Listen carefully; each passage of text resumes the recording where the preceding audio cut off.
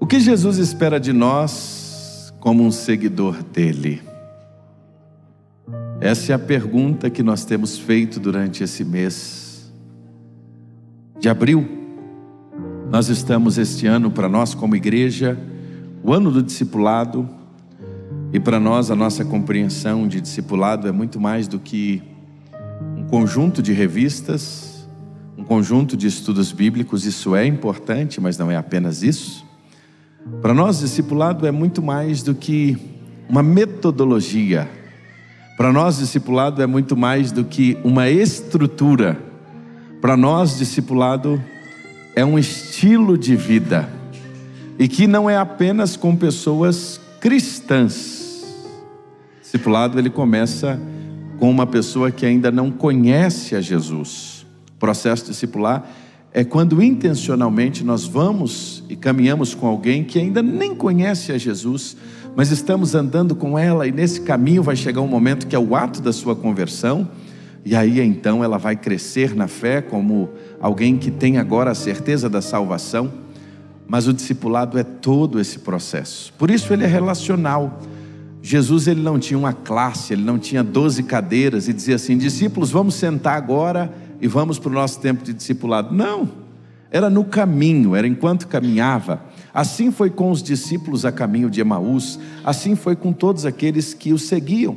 E é por isso que nós como igreja precisamos nos debruçar sobre isso. Estamos nos debruçando na EBD, estamos debruçando no grupo pequeno, estamos debruçando na nossa comunicação e principalmente na exposição das Escrituras.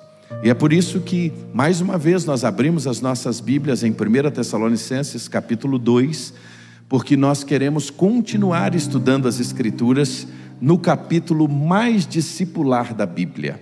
1 Tessalonicenses capítulo 2, na semana passada nós começamos a falar sobre esta carta. Nós aprendemos que 1 Tessalonicenses é a primeira carta escrita pelo apóstolo Paulo. Quando você vai estudar a cronologia bíblica, a primeira carta do Novo Testamento, primeiros escritos, nós vamos nos deparar com a primeira carta de Paulo aos Tessalonicenses. Atos 17, irmã Giovana, Paulo chega na Tessalônica.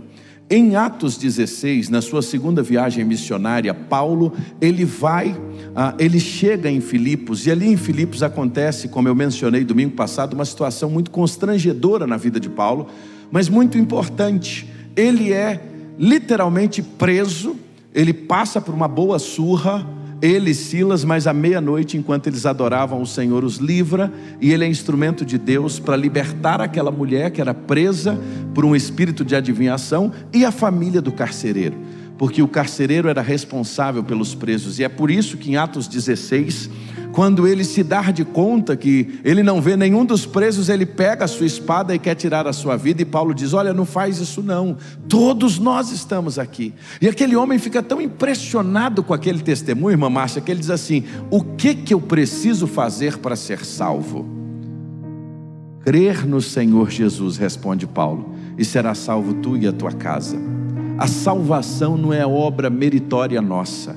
A salvação não é fruto daquilo que eu faço. A salvação é fruto da graça de Deus que nos alcançou em Cristo Jesus. E é por isso que pela graça sois salvos mediante a fé. Isso não vem de vós, é um dom de Deus, e não vem das obras, para que ninguém se glorie. Porque senão alguém ia dizer assim: eu sou melhor do que você, eu me acho melhor do que você. Aí a Bíblia iguala todo mundo, a palavra de Deus, o Senhor Jesus nos iguala a todos em uma única condição. Qual é a nossa condição? Pecadores, miseráveis, afastados de Deus. Mas Deus prova o seu amor para conosco pelo fato de Cristo ter morrido por nós, sendo nós ainda pecadores. Esse tão grande amor que nós cantamos hoje. E aí Paulo, de lá, ele segue então para Tessalônica. Ele chega lá em Tessalônica e ele fica lá só 3 semanas. Era costume de Paulo ir à sinagoga, ele ia à sinagoga, discutia, ensinar o evangelho, e principalmente como um mestre, como um rabino, alguém criado aos pés de Gamaliel, chegava e discutia, e ali ficaram alguns convertidos e a igreja foi plantada. Depois então ele escreve para esta igreja. Ele não tinha WhatsApp, ele não tinha plataforma Zoom, o meio mais fácil de comunicação dele eram as cartas, e é por isso que no Novo Testamento é recheado de cartas. E ele escreve essa carta para quê? Qual a razão que Paulo está escrevendo? É muito interessante a gente entender o contexto, porque quando a gente entende o contexto, a gente não usa um texto bíblico para pretexto, que é o que mais tem por aí, uma interpretação muitas vezes equivocada das Escrituras. Por quê? Porque não respeita o seu contexto. Paulo está escrevendo para quê, irmã Elidiane? Fortalecer esses irmãos. Paulo está escrevendo para corrigir alguns erros doutrinários que aquela igreja tinha, principalmente acerca da volta de Jesus. Tinha um grupo ali que estava achando que a volta de Jesus ia ser tão imediata que eles pararam de trabalhar. Eles não faziam mais nada, eles não produziam mais, só dizendo, já que Jesus vai voltar mesmo, então vamos ficar quieto aqui. E aí tinha um outro grupo também que achava o seguinte: quem tinha morrido em Cristo não ia ter, era assim como de segunda categoria em relação àqueles que iriam encontrar com Jesus no dia em que ele voltar. Aí Paulo faz questão de, no capítulo 4, dizer, olha, os que morreram em Cristo primeiro, eles vão ressuscitar e eles vão até encontrar primeiro, vão ter um novo corpo, aí depois vocês vão. Então fica tranquilo, Paulo vai ensinando aqueles irmãos. Mas no capítulo 2, ele dá uma descrição extraordinária, com valores, com princípios, com características de um discípulo de Jesus, daquilo que Jesus espera de nós. E é por isso que eu quero convidar você, enquanto o pastor prega, você acompanha aí na Bíblia, porque se de fato o pastor está pregando, está aí na Bíblia. Porque tem muita mensagem que às vezes fala 1 hora, mas nem um versículo bíblico. É mensagens que aparentemente são boas, mas elas não vão produzir efeito no nosso coração, para a segunda, para a terça, para a quarta. Porque o que produz efeito no nosso coração não são nossas frases de efeitos, não. O que produz efeito na nossa vida é a palavra de Deus. Abre aí então, 1 Tessalonicenses capítulo 2, vamos ler os versículos 1 e 2 juntos, que foi o da semana passada? Irmãos, sabem muito bem que a vossa chegada no meio de vocês não foi em vão. Pelo contrário, apesar de ser maltratados e insultados em Filipos, como vocês sabem, tivemos ousada confiança em nosso Deus, para anunciar a vocês o Evangelho de Deus em meio... Qual era o contexto? Paulo, no tempo em que ele sai de Filipos, a cidade seguinte que ele chega é a Tessalônica. E agora, quando ele escreve, ele está dizendo 2 coisas que nós aprendemos na semana passada de maneira muito clara. Primeiro, que ele espera, o Senhor espera de nós que tenhamos a mesma intencionalidade que Paulo teve. Porque é interessante, Paulo sabia por que ele estava ali. É por isso que no versículo 1 ele diz, olha, vocês sabem muito bem por que eu cheguei no meio de vocês, e a minha estada no meio de vocês não foi em vão. Paulo foi intencional, ele não estava passando ali por um acaso, ele não vivia a vida por um acaso, ele caminhava na certeza do que, quem ele era, o que Deus queria dele e o que ele deveria, a mensagem que ele deveria entregar. E um desafio que nós temos, Tião, é porque muitas vezes nós não sabemos quem nós somos em Deus, nós não sabemos aonde Deus nos colocou, e a gente muitas vezes está perdido na história, e a gente esquece que nós temos uma mensagem. E Paulo não, ele sabia o que Deus queria dele, de maneira muito clara, ele foi intencional. Agora no versículo 2 ele diz o quê? Só para a gente alinhar todo mundo e seguir hoje. Ele diz que no meio de muitas lutas, ele pregou o Evangelho. Ele tinha sido maltratado em Filipos, mas ele estava firme. Aí nós aprendemos o que, Lídia? Que Jesus espera de nós, que nós tenhamos coragem, perseverança, ânimo, para continuar crendo e pregando a palavra, mesmo quando tudo pareça contrário. E aí nós aprendemos uma lição preciosíssima. O que vai nos sustentar no dia mau? Boi. Lembra do boi? Que o pastor falou na semana passada? Boi não é bife, boi não é picanha assada, boi não é churrasco, não é isso não. Boi é Bíblia, são igreja, vida devocional. Se eu não tenho vida devocional, se eu não tenho intimidade com Deus, eu não vou prevalecer. O que Jesus diz no final do capítulo 7 de Mateus, quando ele compara a quem ouve a sua palavra e edifica a sua casa sobre a rocha? Ele diz, quem ouve a minha palavra e a pratica, será comparado ao homem prudente que edificou a casa sobre a rocha. Vai vir a ventania, vai soprar sobre ela os ventos, mas ela não vai cair, ela vai permanecer firme. Porém, todavia, aquele que ouve a minha palavra e não a pratica, será considerado um homem que edificou a sua casa sobre a areia. Veio os ventos, sopraram os ventos, veio aquele embate da chuva forte, e ela fez o quê? Caiu, e grande foi a sua queda. Por quê? Porque ela não estava firmada na rocha. Para prevalecer, para ter coragem diante das batalhas, nós precisamos ter vida com Deus. E vida com Deus a gente não compra na farmácia. Vida com Deus a gente não acha no mercado. Olha, eu queria achar aqui 30 anos de experiência. Tempo de igreja também não é vida com Deus. Às vezes a gente passa a vida inteira na igreja e a gente não cresce. Vida com Deus é intimidade. Bom seria se lá no mercado tivesse assim: intimidade com Deus, pacotes de 5 quilos. Vamos comprar? Não tem. Sabe onde a nossa vida com Deus é forjada? Muitas vezes é no deserto. É no deserto que a gente vê Deus de perto. É nas lutas, é nas adversidades, é no relacionamento com Ele, é nas vitórias, é nas alegrias, é no cuidado de Deus. Então a gente aprendeu na semana passada que a gente precisa ser intencional e que a gente precisa ter coragem e ânimo diante da batalha. Vamos andar um pouco mais hoje? Versículos 3 e 4 diz assim, vamos ler juntos? Pois a nossa exortação não procede de erro ou de intenções impuras, nem se baseia no engano. Pelo contrário, visto que fomos aprovados por Deus, a ponto de Ele nos confiar o Evangelho, assim falamos, não para agradar as pessoas, e sim para agradar a Deus, que prova o nosso coração.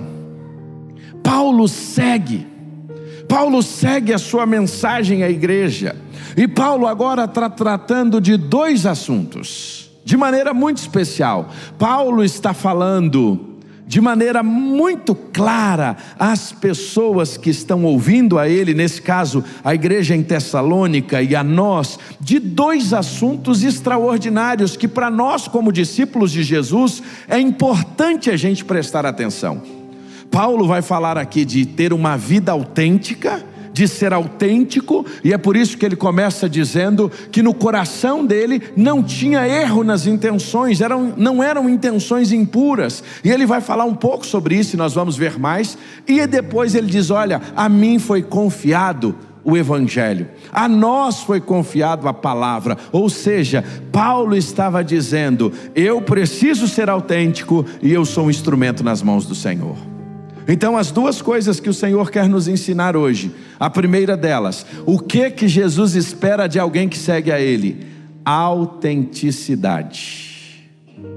E eu queria que você repetisse essa palavra junto comigo, autenticidade. Como discípulo de Jesus, eu preciso ser autêntico. Paulo está falando sobre isso. O assunto que Paulo trata no versículo 3 é isso, pois a nossa exortação, ou seja, a nossa mensagem, Paulo vira para aqueles irmãos e irmãs e diz assim, o que eu estou pregando a vocês, o que eu estou ensinando a vocês, não procede de erro, e nem mesmo de intenções impuras, e nem se baseia em engano. Paulo está falando e enfatizando a importância de ser sincero, de ser íntegro, a importância de um seguidor de Jesus ter uma vida autêntica.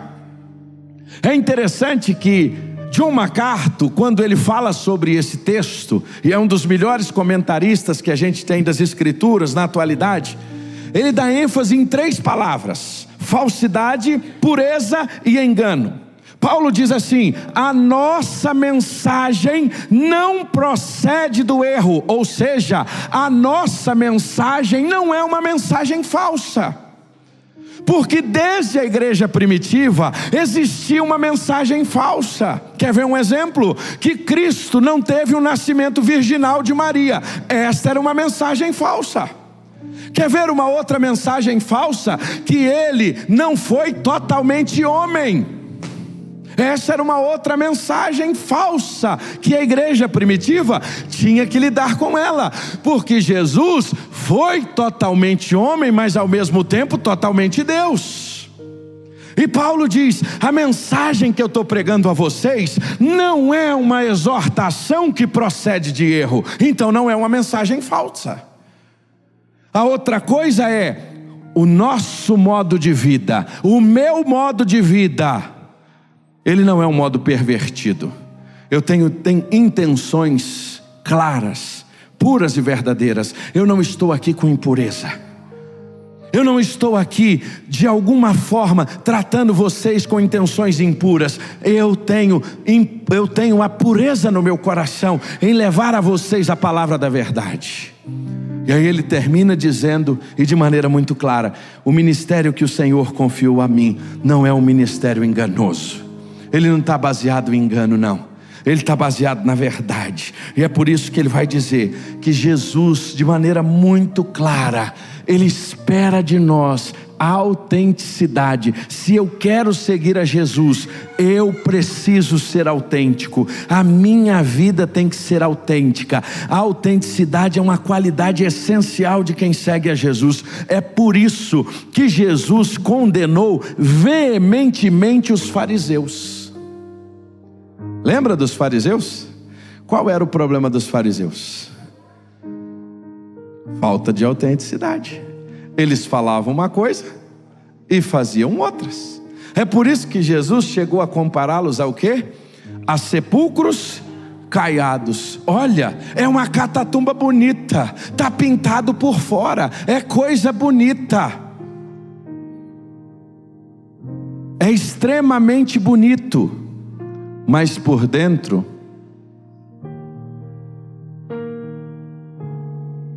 está como ossos secos. Tem aparência por fora, mas por dentro não tem vida. Isso é falta de quê? Autenticidade. O que Jesus espera de nós? Que sejamos o quê? Autênticos. E aí a gente poderia sair daqui perguntando: eu vou ser autêntico como? Autenticidade tem relação com muitas coisas, mas eu queria nesta noite pensar em 3 pelo menos delas: palavras, princípios e atitudes. Eu preciso ser autêntico nas minhas palavras, eu preciso ser autêntico nos meus princípios, e eu preciso ser autêntico nas minhas atitudes. Paulo foi autêntico nas suas palavras, nos seus princípios e nas suas atitudes. Muitas vezes nós somos falhos quando pensamos em palavras. Nós falhamos quando abrimos mãos dos princípios que nós cremos. E muitas vezes nas nossas atitudes, quando nós precisávamos ser de fato autênticos, como nós não fomos em palavras, como nós não fomos em princípios, a atitude veio só como consequência. Quando eu digo ser autêntico em palavra, o nosso desafio é pegar esta palavra hoje no nosso coração e, ao sair daqui, saber que a minha boca precisa ser instrumento de bênçãos. Eu preciso falar com sinceridade, eu preciso falar com honestidade, eu preciso evitar a mentira, eu preciso evitar a fofoca, eu preciso saber que a minha língua é para abençoar e não para maldizer. Alguém que segue a Jesus não pode ter compromisso com a mentira. A mentira é do pai da mentira, e o pai da mentira é o diabo. Mas nós somos uma geração que parece que crente mentir é algo comum. Já tem até mentira branca, mentira não sei o que, mentira comercial, mentira nos... Aí vai aparecendo as coisas que vêm lá do fundo dos infernos para querer nos falar que é normal. Aí 1º de abril, dia da mentira. Aí a gente fica apoiando essas coisas e acha que isso é maravilhoso. E a gente fica fortalecendo esses conceitos que vem aonde? Vem do pai da mentira. E Jesus está nos ensinando: aquele que me segue não pode andar em trevas, e a mentira nos leva às trevas. Tem gente, irmãos, que conhece a Jesus. Tem gente que fala sobre Jesus, mas muitas vezes essa mesma boca que canta e adora é a mesma boca que mente descaradamente. Chega no trabalho, conta mentira para o chefe. Chega no trabalho, conta mentira para os colegas, e às vezes são mentiras, não que mentira seja justificável, mentira não vai ser justificável em lugar nenhum, e nem diante de Deus. Mas tem gente que mente tanto. Eu tenho um amigo que fala assim: fulano mente tanto que nem sente mais. Tem gente que mente tanto que nem sente mais. Ele vive uma vida de mentira, e aí ele começa a falar as coisas e fala assim: rapaz, mas esse negócio, essa conta não fecha. Essa conta não fecha. É gente que vive de mentira, gente que a palavra precisa ser validada. Irmão, crente, palavra de crente não precisa ser validada, irmão. Palavra de crente, irmão, está faltando nessa geração homem que é do fio do bigode, que não precisa mais dizer duas vezes não, não precisa mandar bilhete não, porque a palavra basta. Agora, por que nós chegamos nessa condição? Irmão Jetro, o irmão é desse tempo, não estou dizendo que o irmão é velho não, mas o irmão pegou uma época que eu tenho certeza, como muitos outros aqui, e dizia assim, o dono da venda, né, lá no interior: o senhor vende para fulano? Ele dizia assim: eu vendo porque ele é crente. O que significava isso? Que ele era uma pessoa honesta, que ele pagava, que ele era alguém que fazia a diferença. Essa semana eu fiquei com vergonha, nós estávamos numa reunião com uma empresa falando de construção, vendo construção da igreja. A gente perguntou para o rapaz assim: é possível parcelar? Ele diz: não, nós já tivemos tanto problema que a gente não parcela mais. Por quê, irmãos? Porque a gente que age na mentira, porque a gente que anda em mentira, porque a gente que não anda em autenticidade. Irmãos, não combina. Ou a gente de fato serve a Deus, ou a gente serve ao diabo. É isso que Paulo está dizendo. Olha, na minha exortação, a minha mensagem, ela não procede do erro, ela não tem ações impuras, ela não é baseada no engano. Ou seja, ser autêntico começa com as nossas palavras. Não dá, irmãos, para viver de fofoca, conversa negativa, gente que só fala mal, gente mal agradecida, está tudo ruim. Quem não é autêntico é assim, está tudo ruim. Meu amigo, cheguei aqui com um caminhão de ouro em barra para você. Ouro em barra não tem, em pó. Em barra não dá, é muito pesado para carregar. Meu amigo, cheguei aqui com um caminhão de ouro em pó para você. Ah não, ouro em pó não dá, tem que ensacar. Levanta assim, segunda, terça, quarta, quinta, tudo é ruim, tudo é difícil. Por quê? Porque nas palavras vive uma vida que não é autêntica, que não vive aquilo que Deus quer. E quando a gente fala em palavras, não está disposto muitas vezes a pedir perdão, não se desculpa com ninguém. Então eu preciso ser autêntico nas minhas palavras, mas eu preciso ser autêntico também nos princípios que eu acredito. Viver de acordo com os meus valores. Meus valores dizem que roubar é pecado, então roubar continuará sendo pecado. Meus valores me ensinam, a palavra de Deus me ensina que certas atitudes desonram e desglorificam ao Senhor, não glorifica a Deus, então é isso que vai ser. O grande problema é que a gente sempre quer dar um jeitinho. Senhor, nós vamos dar um jeitinho aqui, nós vamos adocicando a mensagem. Irmãos, nós fomos mexendo tanto que nem mertiolate arde mais. A gente brinca assim, mas é verdade. É verdade, irmãos. Nós somos uma geração que nós fomos dando jeitinho nas coisas. A gente vai caminhando, a gente vai amaciando, a gente vai baixando a régua. Irmãos, Jesus não vai baixar a régua para ninguém. O que é pecado continua sendo pecado. O que não é pecado, não é pecado. Mas às vezes a gente quer lidar de que forma? A gente abre mão de um princípio aqui, a gente abre outro ali, a pressão é grande lá fora. Ô pastor, o senhor precisa me entender. Meu irmão, eu te entendo, e eu lhe entendo sem nenhum problema. A questão não sou eu não, a questão não é o pastor, não é a igreja, a questão é o que a Bíblia nos ensina, é o que a palavra de Deus está nos mostrando. Então nós precisamos de autenticidade. Agora, se eu tenho palavras autênticas, se eu vivo os princípios, e aí muitas vezes a gente abre a mão dos nossos princípios por conveniência, para agradar os outros. Você está lá num grupo de trabalho, segunda-feira chegou, e aí tem aquele cara que está cheio de trama lá na empresa, começa a fazer coisa equivocada, aí é seu chegado, seu amigo, aí ele vai e fala para você, e aí você, no medo de ficar mal com o cara, você fica mal com quem? Com Deus. Por quê?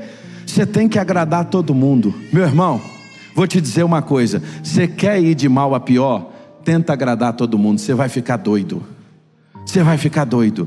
De manhã eu fico imaginando, é só Jesus para aguentar a gente mesmo. É só Jesus para aguentar crente. Porque de manhã ele bota sol, a gente diz assim: Senhor, está sol demais, eu quero chuva. Se de manhã tem chuva, está chuva demais, Senhor, eu quero sol. Às vezes nós somos assim. E aí, a gente, para agradar o outro, a gente abre mão do nosso princípio. E aí o Senhor está dizendo: seja autêntico. Seja autêntico na palavra, seja autêntico nos princípios. Agora, seja autêntico nas atitudes. Demonstre autenticidade nas interações, no dia a dia, nos relacionamentos. Seja fiel a Deus. Porque quando a gente for fiel a Deus, a gente não vai querer tentar se encaixar em padrão nenhum do mundo para agradar os outros. Ah, cara, você fica chateado. A gente resolve aqui com um capilézinho por fora. Obrigado, nós não temos negócio por fora.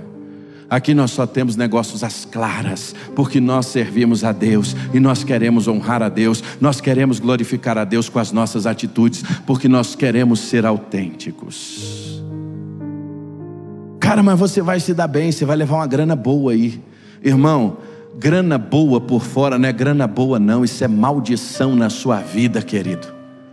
Se é aquele dinheiro que vem para te arrebentar e tu está achando que tu está fazendo coisa boa. Dinheiro sem a bênção de Deus é um problema. Autenticidade nas palavras, nas atitudes e nos princípios. Seja autêntico. Quer a segunda? Vamos pegar a segunda para a gente finalizar. Jesus quer que a gente seja um instrumento nas mãos dele. Vamos ler juntos?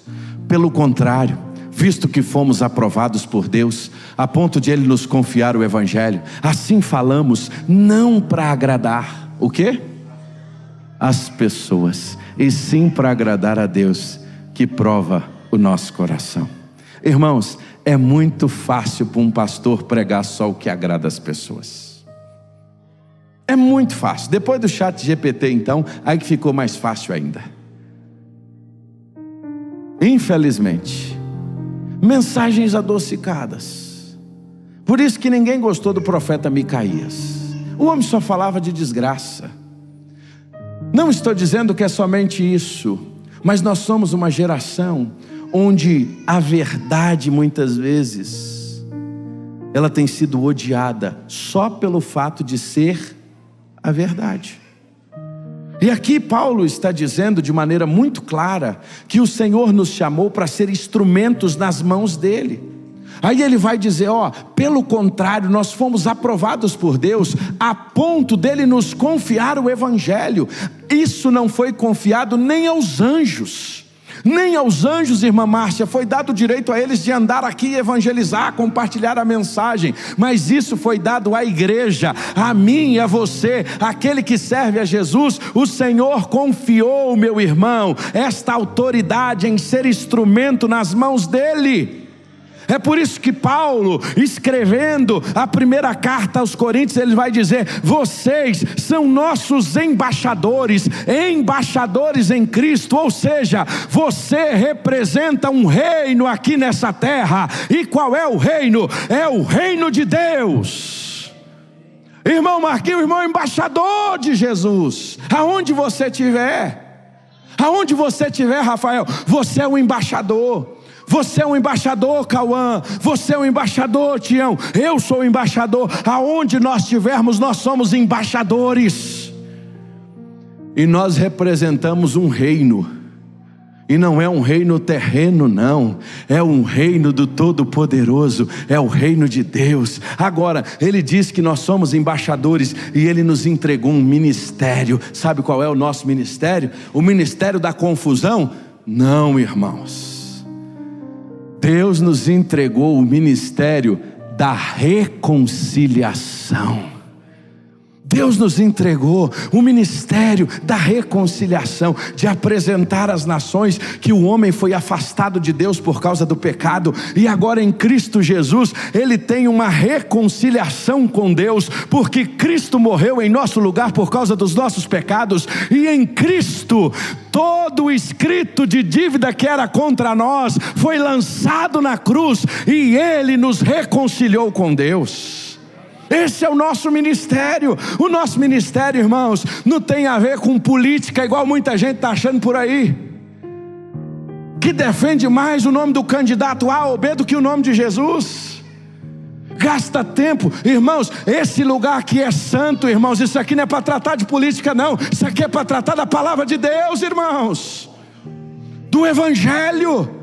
Por isso o Senhor diz: o nosso ministério é o ministério da reconciliação. Não estou dizendo que a gente não deva viver princípios, não estou dizendo que a igreja não ensine princípios, não é isso. Eu estou dizendo é que estão confundindo e trocando a mensagem de reconciliação por mensagem partidária. Não é isso não, irmãos. Nosso ministério é outro. O nosso ministério, irmãos, é levar a mensagem para a família que está sendo destruída, que há esperança em Jesus. O nosso ministério está em ir às ruas e levar alimento para o que está à beira do caminho. O nosso ministério está, irmãos, em levar esperança para aquele que está destruído. Esse é o ministério de Jesus para a igreja dele. Esse é o nosso ministério. Agora, às vezes a gente gasta e perde tempo com um monte de coisa que não deveria perder como igreja. Mas ele está dizendo, ó, Ele nos confiou um ministério, Ele nos colocou nas mãos, e essa instrumentalidade, ela requer humildade, dependência de Deus, busca do Senhor. Sabe por quê? Ninguém faz o ministério pela força do braço. Jesus disse o seguinte: sem mim, nada podeis fazer. Agora, esse ministério foi dado para quê? Para que nós recebemos um ministério? Aonde esse ministério deve ser exercido? Esse ministério deve ser exercido nos 3 lugares que nós gastamos o maior tempo da nossa vida, e eu termino aqui: em casa, no trabalho e na igreja.